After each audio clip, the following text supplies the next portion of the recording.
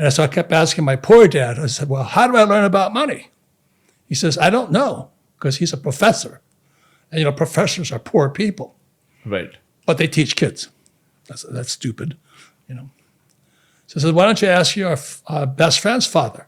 I said, who's that? He says, Mike. I said, why should I ask Mike, father? He's going to be a rich man. I said, why is he going to be a rich man? So my poor dad said, Mike's father is an entrepreneur. And I said, so what are you? I'm only 10 years old, right? He says, I'm an employee. I said, so what's the difference between entrepreneur and employee? And my poor dad said, well, an entrepreneur has to know about money. I said, yeah. And what about an employee like you? He says, I have a job. And then I started to hear it. Go to school, get a job, get a job, get a job. I'm going, school's lying to me. And I said, I don't want a job.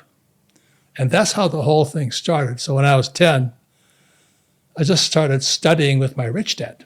And so I was 10 years old, ride my bicycle to his office. And I had to work for him for free. So he ran a hotel. Right. And I had to pick up rubbish and work, doing odd jobs. And rich dad never paid me. He said, if I pay you, you think like an employee. But my dad works for money. He says, yeah, but that's why your dad's poor. He says, never work for this. This is what keeps people poor. This, the rupee, the peso, the yen, the yuan. He says, never work for this. And so that's kind of where the whole thing started. But being 10 years old, I was more confused now. So I had to work for Rich Dad, and finally I started to understand things. Like I'd work for free. He'd play Monopoly with me.